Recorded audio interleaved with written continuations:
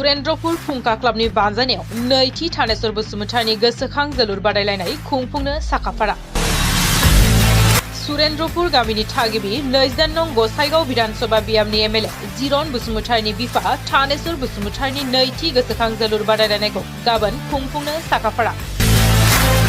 बे जोलुर बादायलायनाया गाबोन सुरेन्द्रपुर फुंखा क्लाबनि बानजायनायाव खासियाबारिनि आर'नाइ गेवलां गेलेग्रा फोथाराव मोनब्रै हानजानि गेजेराव जागोन। बेनिखायनो जोलुर बादायलायनायखौ मोजां मोनग्रा रायजो राजाफोरखौ लैहोर लैहोर फैनानै नायफैनो थाखाय खावलायहरदों बानजाय आफादनि आफादगिरि निरद नार्जारि बिथाङा। बे जोलुर बादायलायनायाव गाहाय आलासि महरै इउपिपिएल दोलोनि गाहाय नेहाथारि राजु नार्जारि बिथांजों लोगोसे मावफुं सोद्रोमा रेवरेवा नार्जिहारि, विल्सन हासदा, एमसिएलए सजल सिंह बिथांमोनाबो बाहागो लाफैगोन।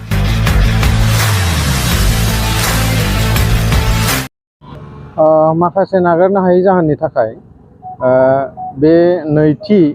13 बोसोरनि सिंनि जोलुर बादायलायनाय बड'फा गोजोरथियारि सोलायनाय मावथांखिनि जोहै दा बे 16 अक्ट'आव जानो गोनांखौ माखासे नागारनो हायै जाहोननि थाखाय 15 अक्ट'आव जानो गोनांखौ 16 अक्ट'आव लांनाय जादों। दा बे जोलुर बादायलायनायनि जि हाबाफारि बा बे फिल्डखौ साफा खालामनाय बे हाबाफारिया जागासिनो दङ आरो नैबे एसबि बड' गोजौसिन गेजेरारि फरायसालिनि गेलेग्रा फोथारनिफ्रायनो आङो बे बाथ्राखौ फोरमायथिबाय जे 15 अक्ट'आव जानो गोनांखौ जोङो 16 अक्ट'आव लांबाय आरो समा बे एखे समावनो जागोन 16 अक्ट'आव बे गेलेनाया। दा ओंखायनो आङो खावलायगोन बे गेलेग्रा फोथारनिफ्रायनो जे नैथि 13 बोसोरनि सिंनि जि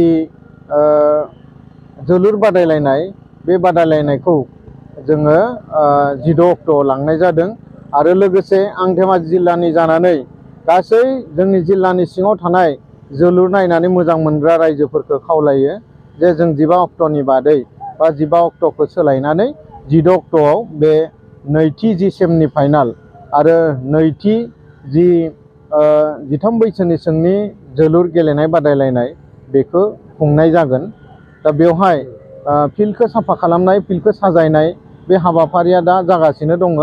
दा बेनिखायनो आङो गासैबो रायजोफोरखौ 16 अक्ट' खालि बयबो गाजा गोमजायै फैनानै जाहाथे जों गेलेगिरिफोरखौ थुलुंगा होनो हायो आरो जोंनि जिल्लानि मोनसे आब्रुथिखौ दिन्थिहरनो हायो। बेनि थाखाय जोङो जिल्लानि गासै नायगिरिफोरखौ खावलायबाय आरो गासै जोंनि जि आलासिफोर दा बेवहाय मोनसे टीमखौ जोङो बुंनो हाथ'वाखै मानोना दिनै 12 अक्ट' आरो 13 अक्ट'आव गलाघाटआव मोनसे ग्रुपआ गेलेगोन। दा बे ग्रुपआव गलाघाट,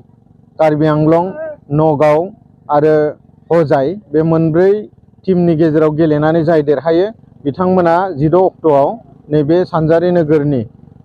जोंनि एसबि बड' हाइ स्कुलनि गेलेग्रा फोथाराव गेलेफैगोन आरो मोनसे टीमा देरहाना दंखायो मोनसे जननिफ्राय बे अदालगुरि जिल्लाया फैगोन। बेवहाय मोनसेया थि जाखाना दं आरो मोनसेया गाबोनसो थि जागोन। दा गाबोननि दिनसिमहालागै गलाघाट जनाव जाय टीमा देरहायो बिथांमोनानो अदालगुरिनि एगेन्स्टआव गेलेनो नैबे जोंनि एसबि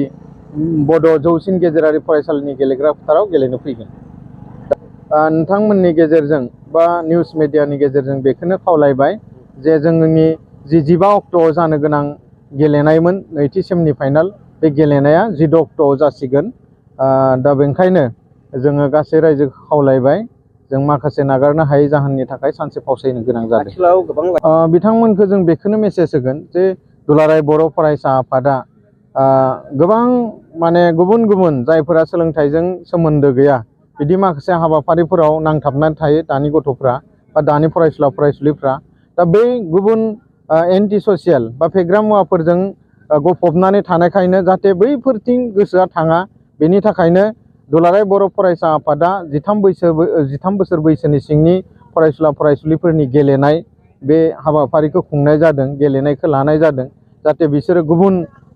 एन्टि ससियेल हाबाफोराव बा फेग्रा मुवाफोरखौ लानानै थाया। दा जों बेखौनो खावलायगोन जोंनि बे दुलाराय बर' फरायसा आफादा जि जोंनि नैथि सेमनि फाइनाल 13 बोसोर बैसोनि सिंनि बेखौ जोंनि